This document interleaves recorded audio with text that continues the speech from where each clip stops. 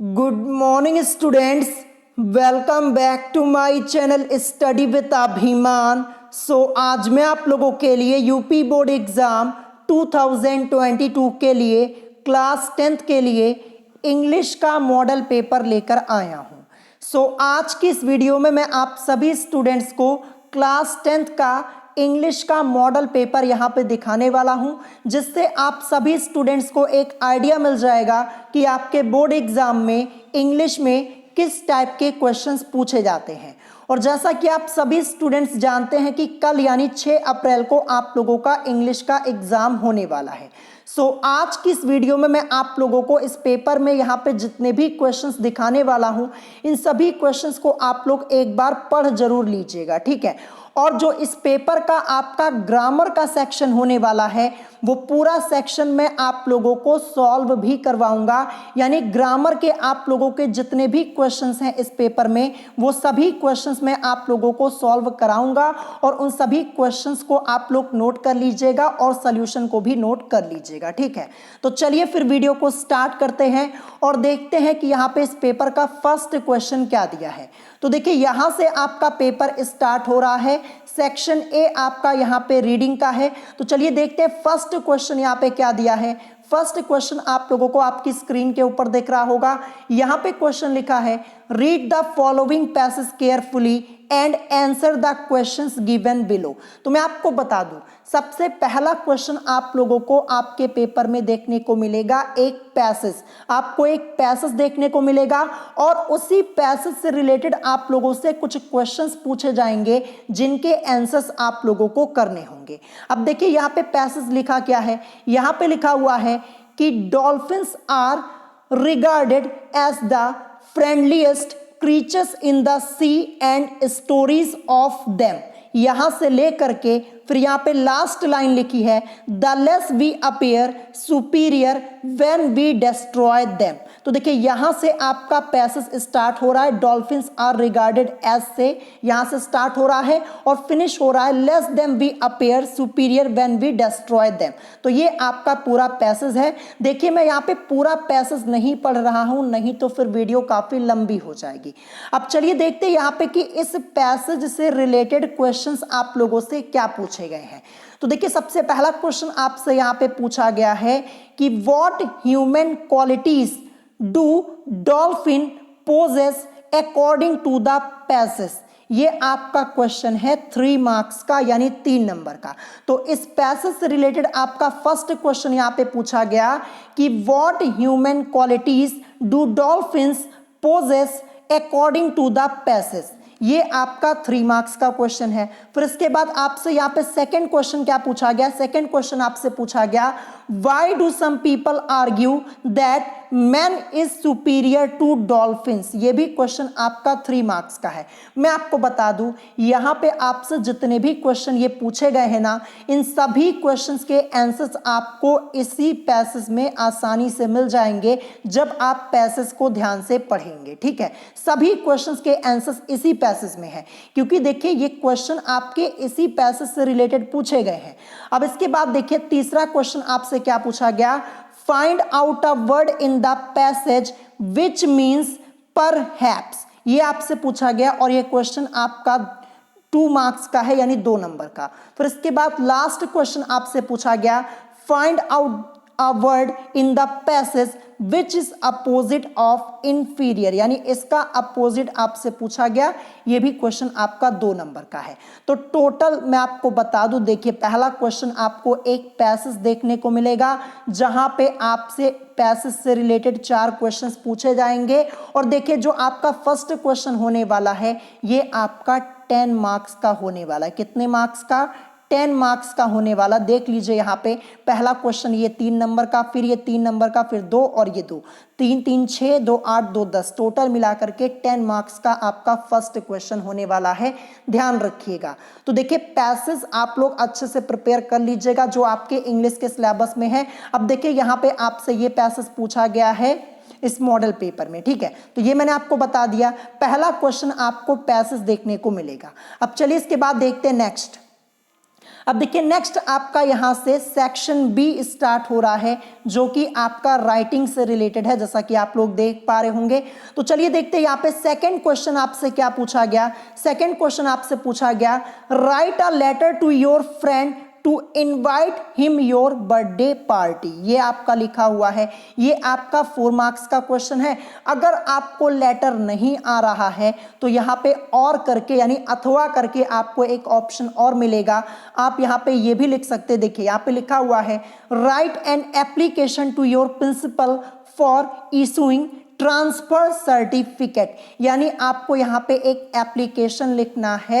यहाँ पे लिखा हुआ है, write an application to your principal for issuing transfer certificate, यानी टीसी के लिए आपको यहाँ पे एक एप्लीकेशन लिखना है अपने प्रिंसिपल को। ठीक है, तो देखिए अगर आपको लेटर आता है तो आप लेटर लिख सकते हैं, अगर आपको लेटर नहीं आ रहा है तो अथवा करके आपको एक एप्लीकेशन लिखने का भी ऑप्शन देखने को मिलेगा। और ये क्वेश्चन आपका 4 मार्क्स का होने वाला है। आई होप आप लोगों ने लेटर या फिर एप्लीकेशन जरूर प्रिपेयर कर लिया होगा, एक बार रिवाइज कर लीजिएगा, ये तो आपका आएगा ही आएगा। ठीक है, ध्यान रखिएगा। अब चलिए इसके बाद देखते हैं नेक्स्ट। यहाँ पे थर्ड क्वेश्चन आपका क्या दिया है। देखिए जो थर्ड क्वेश्चन है ये भी आपका सेक्शन बी के अंतर्गत ही दिया गया है, ध्यान रखिएगा। अब देखते हैं थर्ड क्वेश्चन आपसे यहाँ पे पूछा गया, write a report on the Republic day celebration in your school in 60 to 80 words, यानी आपको यहाँ पे एक रिपोर्ट लिखनी है जो कि रिपब्लिक डे सेलिब्रेशन से रिलेटेड होने वाली है, जो कि आपके स्कूल में जो रिपब्लिक डे सेलिब्रेशन हुआ है उसी के बारे में आपको यहाँ पे लिखना है।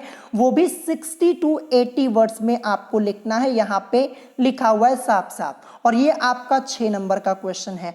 अब देखिए आपको यहाँ पे इस रिपोर्ट के अंतर्गत लिखना क्या क्या है, आपको यहाँ पे ब्रैकेट में कुछ आइडिया दिया गया है। देखिए सबसे पहले जब आप इस रिपोर्ट के बारे में लिखेंगे, जो आपका यहाँ पे रिपब्लिक डे सेलिब्रेशन आपके स्कूल में हुआ है, तो आपको लिखना क्या है इसके अंतर्गत। आपको सबसे पहले लिखना है जो स्कूल में आपके डेकोरेशन हुई थी इसके बारे में आप लिखेंगे। फिर इसके बाद फ्लैग होस्टिंग सेरेमनी के बारे में आप लिखेंगे। ठीक है, यानी ध्वजारोहण के बारे में आपको लिखना होगा। फिर इसके बाद यहाँ पे जो कल्चरल प्रोग्राम हुए हैं, सांस्कृतिक प्रोग्राम, इसके बारे में आप लिखेंगे। फिर इसके बाद speech by principal and others, यानी जो आपके प्रिंसिपल ने स्पीच दी है और एंड जो अदर स्टूडेंट्स ने स्पीच दी है उसके बारे में आपको लिखना है। फिर इसके बाद लास्ट में यहाँ पे लिखा है स्वीट डिस्ट्रीब्यूशन, इसके बारे में भी लिखना है। ठीक है, तो आपको एक पूरा आइडिया यहाँ पे दिया गया है। जो रिपोर्ट आपको लिखनी है ना, ये पूरा आइडिया दिया गया। सबसे पहले इस जो डेकोरेशन आपके स्कूल में हुई थी उसके बारे में आपको बताना है, फिर फ्लैग होस्टिंग सेरेमनी के बारे में बताना है, फिर कल्चरल प्रोग्राम के बारे में बताना है, फिर speech by principal and others, फिर लास्ट में स्वीट डिस्ट्रीब्यूशन। ये आपका पूरा यहाँ पे एक आइडिया आपको दे दिया गया, इतना ही आपको लिखना है, वो भी 60 to 80 वर्ड्स में, ध्यान रखिएगा। और अगर आपको ये नहीं आता है तो और यानी अथवा करके आपको एक और क्वेश्चन देखने को मिलेगा। यहाँ पे लिखा हुआ है, write an article on the importance of morning walk in about 60 to 80 words. तो आपको यहाँ पे एक आर्टिकल लिखना है मॉर्निंग वॉक के बारे में, यानी मॉर्निंग वॉक की क्या इंपॉर्टेंस होती है ये आपको यहाँ पे बताना है। अब देखिए इसके अंतर्गत आपको लिखना क्या है। सबसे पहले आपको इंट्रोडक्शन लिखना होगा कि आखिर मॉर्निंग वॉक होती क्या है, ये सब आपको बताना होगा। फिर इंट्रोडक्शन के बाद आपको यहाँ पे लिखना है फ्रेश एयर के बारे में। फिर इसके बाद यहाँ पे keeps active and happy all day, ये आपका लिखा हुआ है। फिर good for studies and conclusion आपको लिखना है। तो जितने पॉइंट्स आपके दिए गए, देखिए हेडलाइन आपको या फिर जिसे आप हेडिंग बोलते हैं, ये तो आपको पहले से ही दी हुई है, बस इसी के अकॉर्डिंग आपको लिखना होगा। ठीक है, अगर आपको ये वाला नहीं आ रहा है जो रिपोर्ट वाला दिया गया है, तो आप अथवा करके आपको एक ये भी देखने को मिलेगा, तो आप ये लिख सकते हैं। ये भी आपको 60 to 80 वर्ड्स में लिखना है, 6 मार्क्स का ये भी आपका है, तो अथवा करके आपको देखने को मिलेगा। एक ही करना, चाहे आप ये रिपोर्ट लिखिए, चाहे या फिर आप ये आर्टिकल लिखिए। ठीक है, आई होप आपको समझ में आ गया होगा।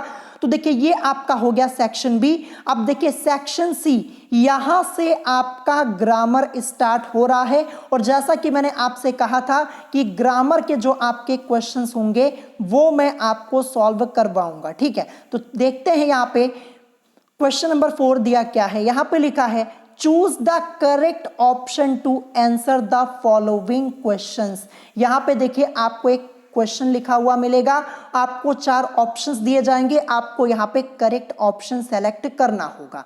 तो चलिए देखते हैं यहां पे क्वेश्चन नंबर 4 का फर्स्ट क्या दिया है। यहां पे आपका क्वेश्चन लिखा है the old man came to me, identify the adjective. अब देखिए ये जो आपका यहाँ पे सेंटेंस लिखा हुआ है the old man came to me, identify the adjective, यानी इस सेंटेंस में आपको बताना है कि एडजेक्टिव कहाँ पे है।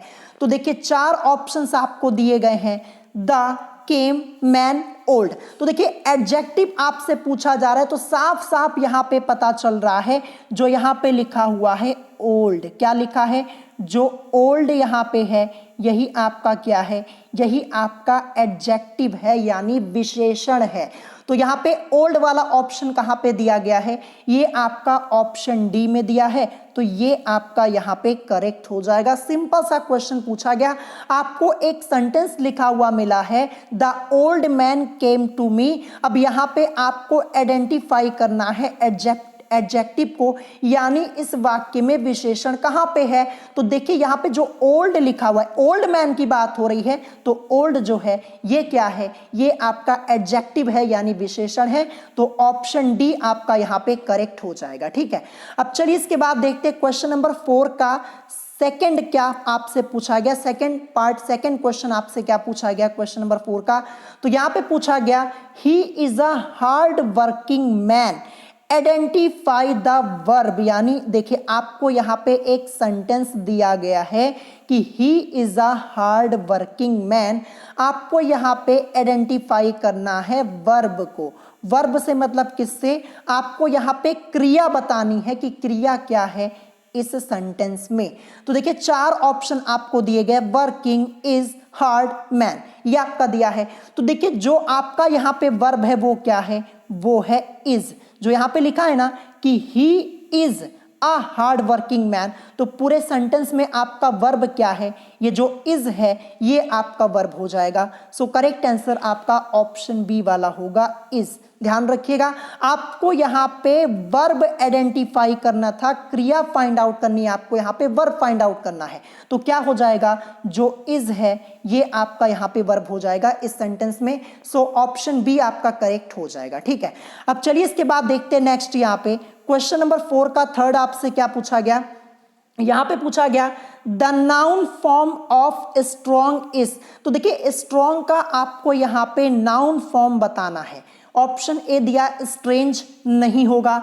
ऑप्शन बी आपका यहां पे क्या दिया है, स्ट्रांगली, ये भी नहीं होगा।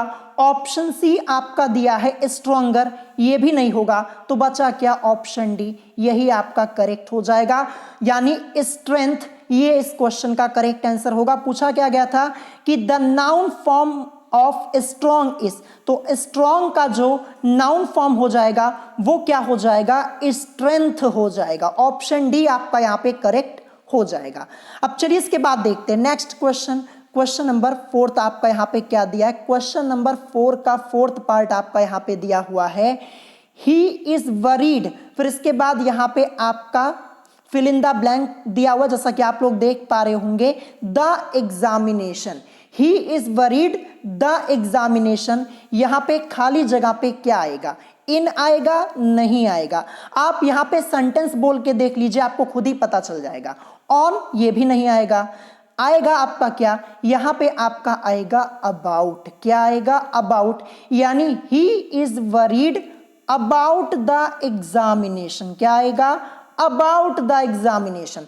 आप जब यहां पे देखिए अगर इन रखेंगे, जैसे देखिए he is worried in the examination, हो ही नहीं सकता है, ऑन भी नहीं हो सकता, ऑफ भी नहीं हो सकता, बचा क्या, अबाउट। तो यही आपका करेक्ट आंसर हो जाएगा, he is worried about the examination, तो यहां पे खाली जगह पे क्या आएगा, अबाउट आएगा, ध्यान रखिएगा। ऑप्शन सी आपका यहां पे करेक्ट हो जाएगा, ठीक है। अब चलिए इसके बाद देखते हैं नेक्स्ट। तो क्वेश्चन नंबर 4 का आपका यहां पे फिफ्थ क्वेश्चन क्या पूछा गया है, यहां पे लिखा हुआ है कि I will not go with you, ये आपका लिखा हुआ है, ठीक है। फिर यहां पे पूछा गया change into past perfect tense. देखिए ये जो आपका सेंटेंस यहां पे लिखा हुआ है ना, ये आपको चेंज करना है, किसमें, पास्ट परफेक्ट टेंस में चेंज करना है। तो 4 ऑप्शंस आपको यहां पे दिख रहे होंगे। तो बहुत ही सिंपल सा क्वेश्चन है, पास्ट परफेक्ट की बात हो रही है, तो करेक्ट आंसर आपका यहां पे क्या हो जाएगा, ऑप्शन बी वाला, आई had not gone with you, क्योंकि यहां पे हैड आ रहा है जैसा कि आप लोग देख पा रहे होंगे। तो ऑप्शन बी आपका यहां पे फिफ्थ क्वेश्चन का करेक्ट हो जाएगा, क्योंकि पास्ट परफेक्ट में हमें चेंज करना था, यहां पे ही हैड आ रहा है। देखिए जो सेकंड वाला है इसी में आपका आ रहा है। तो I had not gone with you, ये आपका हो जाएगा इस सेंटेंस का पास्ट परफेक्ट टेंस में चेंज जो आप करेंगे यही आपको मिलेगा, I had not gone with you, option B आपका करेक्ट हो जाएगा, ठीक है।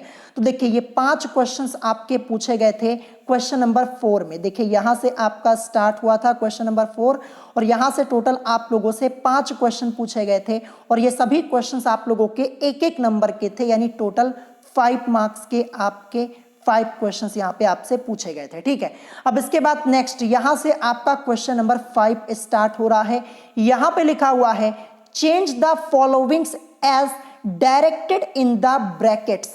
फिर ये क्वेश्चन देखिए यहां भी आपसे 5 क्वेश्चन पूछा जाएगा, एक एक नंबर का, यानी 5 नंबर का। तो चलिए देखते हैं सबसे पहला क्वेश्चन यहां पे क्या है, क्वेश्चन नंबर 5 का। यहां पे पूछा गया Hari said to me why did you do it, change into indirect speech, हमें इसको चेंज करना है इनडायरेक्ट स्पीच में, जैसा कि आप लोग देख पा रहे होंगे, यानी ये आपका डायरेक्ट इनडायरेक्ट वाला पार्ट है, ये आपसे यहाँ पे पूछा गया। क्या लिखा हुआ है, Hari said to me why did you do it, तो जब हम इसको इनडायरेक्ट फॉर्म में चेंज करेंगे तो क्या हो जाएगा, रुकिए मैं आपको यहाँ पे ऊपर लिख के दिखा दे रहा हूं। जब इसको चेंज करेंगे तो क्या हो जाएगा, सबसे पहले हम क्या लिखेंगे, हरी, ठीक है। फिर इसके बाद क्या आ जाएगा, आस्क्ड आएगा, ASKED, ये आपका आएगा। हरी आस्क्ड मी, ये आपका हो जाएगा। फिर इसके बाद लिखेंगे why I had done it, ये आपका हो जाएगा इनडायरेक्ट स्पीच में, जो आपसे यहां पे पूछा गया था कि Hari said to me why did you do it, तो आपका आंसर यहां पे क्या होगा, जब आप इसे इनडायरेक्ट स्पीच में चेंज करेंगे तो आपको मिलेगा Hari asked me why I had done it, ये आपका हो जाएगा इस क्वेश्चन का आंसर, इसको नोट कर लीजिएगा, ठीक है। देखिए डायरेक्ट इनडायरेक्ट ये एक क्वेश्चन तो आपका फिक्स है, आएगा ही आएगा। अब कोई भी सेंटेंस आपसे पूछा जा सकता है, यहां पे पूछा गया Hari said to me why did you do it, तो इसका आंसर क्या हो जाएगा, Hari asked me why I had done it, ठीक है, ये आपका हो जाएगा। अब देखते सेकंड आपसे यहां पे क्या पूछा गया क्वेश्चन नंबर 5 का, Who is writing a letter, इसको आपको चेंज करना है पैसिव वॉइस में, एक्टिव वॉइस यहां पे लिखी हुई है, आपको इसको चेंज करना है पैसिव वॉइस में। तो यहां पे क्वेश्चन क्या है, Who is writing a letter, तो देखिए जब इसको चेंज करेंगे तो क्या हो जाएगा, रुकिए मैं यहां पे आपको ऊपर लिख के दिखा देता हूं। तो चेंज करेंगे तो सबसे पहले क्या आएगा, बाय whom, सबसे पहले ये आपका आएगा, क्या आएगा, bye whom is a letter, यहां पे क्या लिखेंगे हम, लेटर लिखेंगे, तो ये लेटर बीइंग आएगा आपका, क्या आएगा, बीइंग रिटन हो जाएगा, ठीक है, ध्यान रखिएगा, राइटिंग यहां पे आपका क्या हो जाएगा, रिटन हो जाएगा, जब आप इसको यहां पे पैसिव वॉइस में चेंज करेंगे, ध्यान रखिएगा, और क्वेश्चन मार्क आपका लगा रहेगा, ठीक है। तो यहां पे क्या था कि who is writing a letter, इसको आपको चेंज करना था पैसिव वॉइस में, तो क्या हो जाएगा, by whom is a letter being written, ये आपका हो जाएगा इसका आंसर, ये सेकेंड वाले क्वेश्चन का। ठीक है, अब चलिए इसके बाद देखते हैं नेक्स्ट आपका क्या दिया है। थर्ड क्वेश्चन आपसे पूछा गया क्वेश्चन नंबर 5 का, जैसा कि आप लोग देख पा रहे होंगे, punctuate the following using capital letters wherever necessary. तो देखिए ये आपका पंक्चुएशन से रिलेटेड क्वेश्चन है। तो देखिए यहां पे आपको यहां पे एक सेंटेंस लिखा हुआ मिल रहा है, यहां पे लिखा है Shikha said to her friend why had you not come to school yesterday. अब देखिए ना यहां पे कोई इन्वर्टेड कॉमा लगा हुआ है। अब देखिए जो पहला वर्ड आपका स्टार्ट होता है वो कैपिटल लेटर से होता है, तो इसका आंसर क्या हो जाएगा, जब पंक्चुएट करेंगे इसको तो हमें मिलेगा क्या, वो मैं आपको लिख के बता दे रहा हूं। तो मैं ऊपर लिख रहा हूं, देखिए मैंने एरो बना दिया, ऊपर लिख दे रहा हूं क्योंकि यहां पे जगह है नहीं। तो देखिए सबसे पहले जो शिखा लिखा हुआ है, ये सबसे पहले जो पहला वर्ड इसका जो होगा वो यहां पे देखिए ये जो पहला ये एस लिखा हुआ है ये आपका कैपिटल लेटर में होने वाला है। तो हम क्या लिखेंगे, एस को कैपिटल लेटर में लिखेंगे। फिर शिखा तो यहां पे लिखा ही जाएगा शिखा, ये मैंने यहां पे लिखा। फिर इसके बाद क्या लिखा है, सेड टू हर, तो इसको हम लिख देते हैं सेड टू हर, ये आपका यहां पे हो जाएगा। फिर इसके बाद हर के बाद क्या लिखा है, रुकिए, सेड टू हर। फिर इसके बाद यहां पे क्या लिखा है, फ्रेंड लिखा है, तो फ्रेंड हम यहां पे लिख देंगे फ्रेंड। अब फ्रेंड के बाद देखिए क्या होगा आपका, फ्रेंड के बाद हमें यहां पे एक कॉमा लगाना है, कॉमा लगाया, ठीक है। फिर इसके बाद लिखा है वाई, तो जब हम वाई को लिखेंगे, ध्यान रखिएगा वाई को जब हम लिखेंगे यहां पे, तो इसके ऊपर आपका इन्वर्टेड कॉमा आएगा, जैसा कि आप लोग देख पा रहे होंगे। फिर इसके बाद had, why had you not come to school. फिर जो आपका यहां पे यस्टरडे लिखा हुआ है इसको हम ऐसे लिख देंगे यस्टरडे, ये लिखेंगे। फिर इसके बाद देखिए जो यहां पे इन्वर्टेड कॉमा लगाया इसको यहां पे हम बंद करेंगे और प्लस यहां पे आपका क्वेश्चन मार्क लगेगा, क्योंकि वाई यहां पे आ रहा है, क्वेश्चन पूछा जा रहा है, तो आपका यहां पे क्वेश्चन मार्क तो जरूर लगेगा। ठीक है, तो हमने इसको पंक्चुएट कर लिया, जैसा कि आप लोग देख पा रहे होंगे। क्या मिल गया, Shikha said to her friend Why had you not come to school yesterday? देखिए आपको यहाँ पे पहला वर्ड कैपिटल लेटर में लिखना था, इन्वर्टेड कॉमा नहीं लगा हुआ था, क्वेश्चन मार्क नहीं लगा हुआ था, ये सब हमने कर लिया, तो ये हो गया यहाँ पे पंक्चुएट, ये आपका आंसर हो जाएगा। ठीक है, अब आते हैं नेक्स्ट क्वेश्चन पे। क्वेश्चन नंबर 4 आपका है कि frame a correct sentence by reordering the words. तो देखिए आपको यहाँ पे एक सेंटेंस लिखा हुआ मिला है जो कि यहाँ पे आपका क्रम से नहीं लिखा हुआ है, उल्टा सीधा यहां पे लिखा हुआ है। इसको हमें क्या करना है, रीऑर्डर करना है, रीऑर्डरिंग करनी है इसकी। तो देखिए क्या लिखा हुआ है, was great palace this king a beautiful by built. तो क्या ये सेंटेंस आपको बोलने में सही लग रहा है, नहीं लग रहा है ना, क्योंकि देखिए इसका हमें क्या करना है, इस सेंटेंस की हमें रीऑर्डरिंग करनी है। तो जब इसकी रीऑर्डरिंग करेंगे इस सेंटेंस की तो हमें क्या मिलेगा, तो देखिए सबसे पहले क्या आएगा, सबसे पहले आएगा दिस, क्या आएगा, दिस आपका सबसे पहले आएगा। दिस के बाद क्या आएगा, आपका आ जाएगा ब्यूटीफुल पैलेस। देखिए यहाँ पे देखिए सबसे पहले आपका ये जो दिस है ना इसको आगे ले आएंगे, फिर इसके बाद हम देखेंगे ब्यूटीफुल, तो ब्यूटीफुल हम यहाँ पे लिखेंगे दिस ब्यूटीफुल। फिर इसके बाद ब्यूटीफुल के बाद आपका क्या आ जाएगा, पैलेस, PALACE, पैलेस मतलब महल होता है, तो दिस ब्यूटीफुल पैलेस। फिर इसके बाद पैलेस के बाद क्या आ जाएगा, वॉज आ जाएगा, वॉज बिल्ट। देखिए वॉज हमने लिख लिया, रुकिए ये वॉज लिखा, फिर इसके बाद इसको लिखेंगे जो बिल्ट लिखा है BUILT, बिल्ट, ये आपका हो जाएगा। फिर इसके बाद बाई, बाई आपका आ जाएगा ये, फिर इसके बाद आ, तो ए, इसको हम लिख देंगे this beautiful palace was built by a great king, क्या हो जाएगा, ग्रेट, फिर इसके बाद किंग, ये आपकी यहां पे रीऑर्डरिंग कंप्लीट हो गई। तो देखिए अब इस सेंटेंस को पढ़िए, ये बोलने में सही लग रहा है कि नहीं लग रहा है कि this beautiful palace was built by a great king. हो गया ना रीऑर्डरिंग इस सेंटेंस की, जैसा कि आप लोग देख पा रहे होंगे। तो यही आपका इसका आंसर हो जाएगा। ठीक है, आई होप आपको समझ में आया होगा। अब इसके बाद देखते हैं यहाँ पे क्वेश्चन नंबर 5 का लास्ट, ये जो 5th वाला क्वेश्चन है, यहां पे पूछा गया complete the spelling of the following word. देखिए आपको यहां पे एक स्पेलिंग लिखी हुई मिल रही होगी जो कि कंप्लीट नहीं है। सबसे पहले देखिए यहाँ पे ओ लिखा है, फिर ओ के बाद बी लिखा है, फिर इसके बाद ई लिखा है, ई के बाद यहाँ पे खाली स्थान है, फिर आई है, फिर खाली स्थान है, फिर एन सी ई लिखा है। तो देखिए ओ बी ई, इसके बाद आपका आएगा डी, क्या आएगा डी आ जाएगा, और आई के बाद ई आ जाएगा। ओबीडियंस, ये यहां पे आपकी कंप्लीट स्पेलिंग हो जाएगी, यानी खाली स्थान पर ई के बाद आपका क्या आएगा, ई के बाद आपका यहां पे आएगा डी, और यहां पे आई के बाद आपका क्या आ जाएगा, ई आ जाएगा। ओबीडियंस, ये आपका कंप्लीट वर्ड मैंने यहां पे लिख दिया, जो स्पेलिंग यहां पे नहीं लिखी हुई थी वो मैंने लिख दी। ओबीडियंस होगा इसका आंसर, इसको नोट कर लीजिएगा। ठीक है, तो ये आपका हो गया कंप्लीट। अब इसके बाद देखिए नेक्स्ट क्वेश्चन पे आते हैं। क्वेश्चन नंबर 6 आपका यहां पे दिया है, translate the following into English. ये आपसे पूछा गया है। देखिए ये ट्रांसलेशन आपका 5 मार्क्स का पूछा जाता है, मोस्ट इंपॉर्टेंट है, ट्रांसलेशन आपका जरूर आएगा।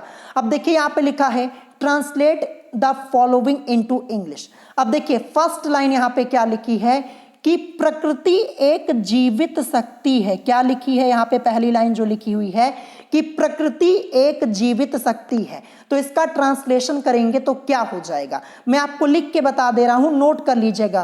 पहली लाइन का ट्रांसलेशन क्या होगा मैं ऊपर लिख दे रहा हूं। तो प्रकृति से मतलब इंग्लिश में से हम क्या बोलते हैं, नेचर बोलते हैं। तो क्या लिखेंगे, नेचर। तो यहां पे मैंने लिखा नेचर, फिर इसके बाद क्या लिखेंगे, is. Nature is a living,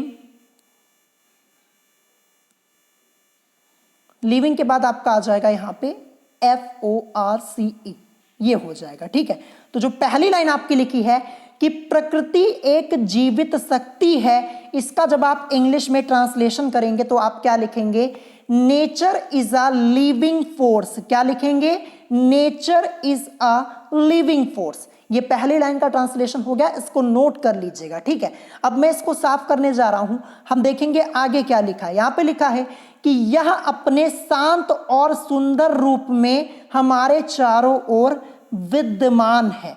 क्या लिखा है, यह से मतलब जो नेचर की बात हो रही है, प्रकृति की बात हो रही है। तो यह अपने शांत और सुंदर रूप में हमारे चारों ओर विद्यमान है। तो यहां पे इंग्लिश ट्रांसलेशन इस लाइन का करेंगे तो क्या लिखेंगे, हम लिखेंगे इट इज प्रेजेंट। क्या लिखेंगे, it is present all around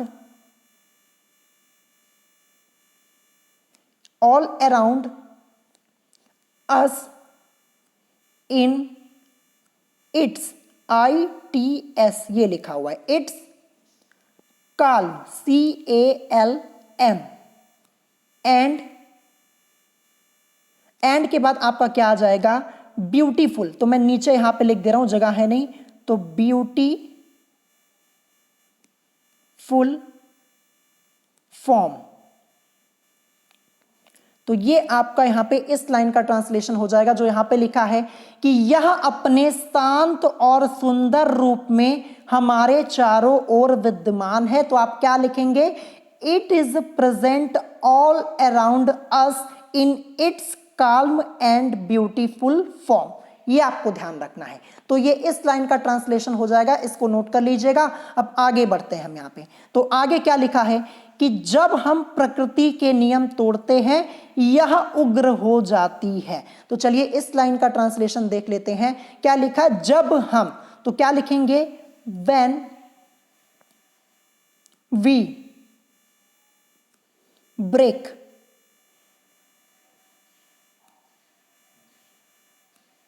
the laws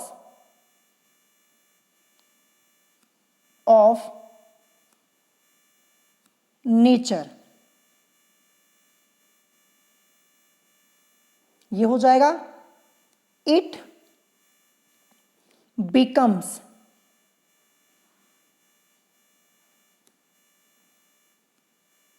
furious, क्या हो जाएगा FURIOUS।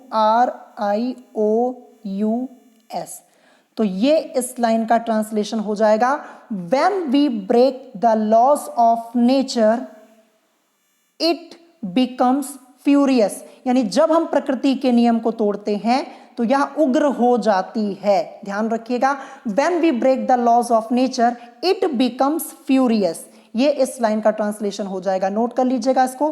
फिर इसके बाद आगे लिखा है कि प्रकृति का संरक्षण एवं सम्मान करना हमारा नैतिक दायित्व है।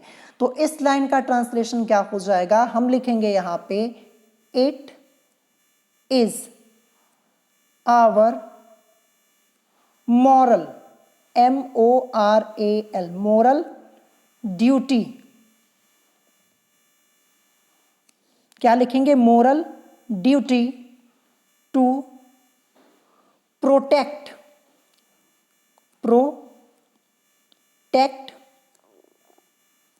एंड रिस्पेक्ट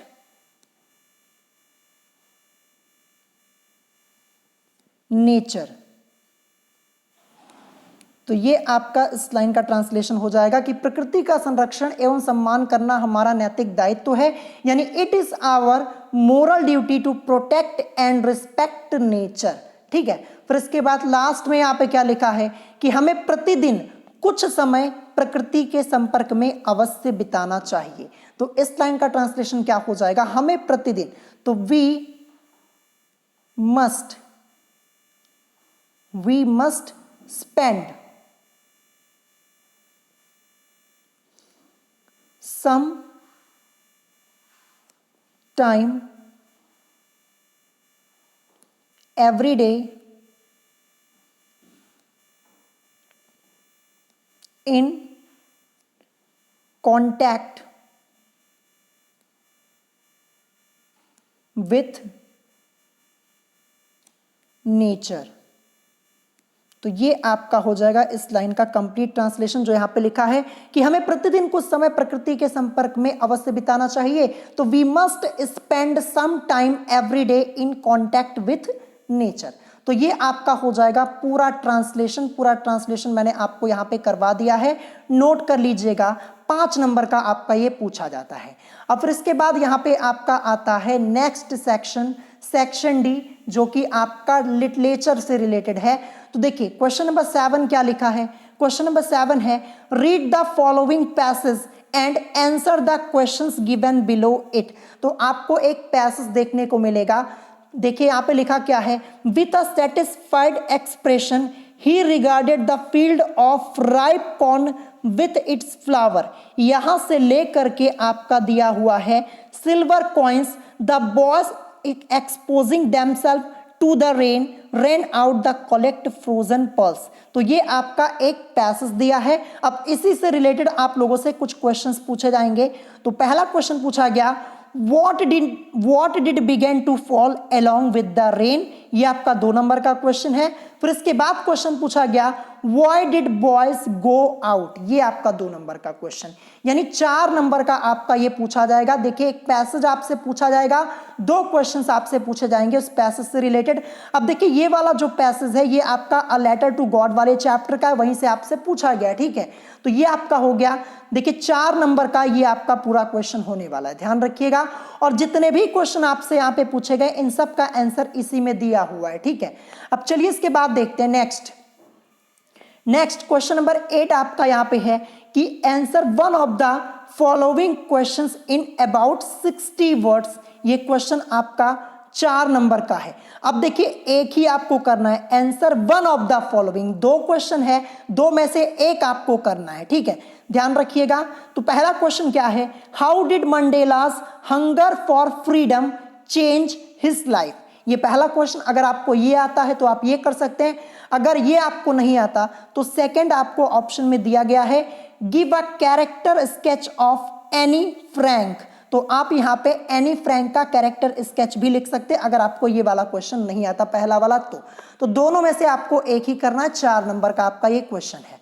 अब इसके बाद देखिए नेक्स्ट आपका यहाँ पे है क्वेश्चन नंबर 9। यहाँ पे क्वेश्चन है कि answer any 2 of the following questions in about 25 words each. ये आपका यहाँ पे लिखा हुआ है। ये 4 नंबर का क्वेश्चन है। देखिए 3 क्वेश्चन है, 3 में से 2 आपको करने हैं, ठीक है। तो पहला क्या है, describe any 2 tourist places of cork, ये आपका पूछा गया। फिर इसके बाद सेकंड क्वेश्चन है कि where were the monthly accounts of the baker recorded, ये सेकंड क्वेश्चन। फिर इसके बाद थर्ड आपसे पूछा गया why did Valli want to ride on the bus. तो देखिए इन तीनों में से जो 2 क्वेश्चन आपको आए वो आप कर सकते हैं, एक आप यहां पे छोड़ सकते हैं क्योंकि 2 ही करना है, ठीक है। ये आपका हो गया। फिर इसके बाद नेक्स्ट क्वेश्चन नंबर 10 यहां पे पूछा गया कि match the following words of list A with their meanings in list B. तो देखिए ये आपका मैच द वर्ड है, ठीक है। देखिए जब आप लोग बोर्ड एग्जाम में मैच द वर्ड करेंगे ना तो आप ऐसे मिलाइएगा नहीं, ठीक है। ये जो आप लोग क्या करते हैं, ऐसे कोई वर्ड लिखा होता है ऐसे और ऐसे मिलाने लगते हैं, ये आपको नहीं करना है। सामने सामने आंसर आप लिखिएगा, ठीक है। जैसे वेंडर है, वेंडर का जो आंसर होगा वो आपको उसी के सामने लिखना होगा, ध्यान रखिएगा। मिलाने वाला काम ऐसे मत कीजिएगा, नहीं नंबर आपके कट हो जाएंगे, ठीक है, ध्यान रखिएगा। तो ये आपका 3 नंबर का क्वेश्चन। फिर इसके बाद नेक्स्ट यहाँ पे है question number 11। Read the following extract and answer the questions given below it. तो देखिए सबसे पहले क्या लिखा हुआ है यहाँ पे लिखा हुआ है the way a crow shook down on me the dust of snow from a hemlock tree। ये आपका लिखा हो। आप इसी से रिलेटेड क्वेश्चन, सबसे पहला question where was the poet standing, ये 2 नंबर का क्वेश्चन। फिर इसके बाद यहाँ पे क्वेश्चन पूछा गया point out the rhyming words in stanza, यानी राइमिंग वर्ड्स जो इस स्टैंजा में दिए गए हैं वो आपको बताने हैं। तो ये जो स्टैंजा आपका टोटल है ये 4 मार्क्स का है, ठीक है, ध्यान रखिएगा। 2 क्वेश्चन पूछे जाएंगे स्टैंजा से रिलेटेड 2-2 नंबर के, तो 4 नंबर का।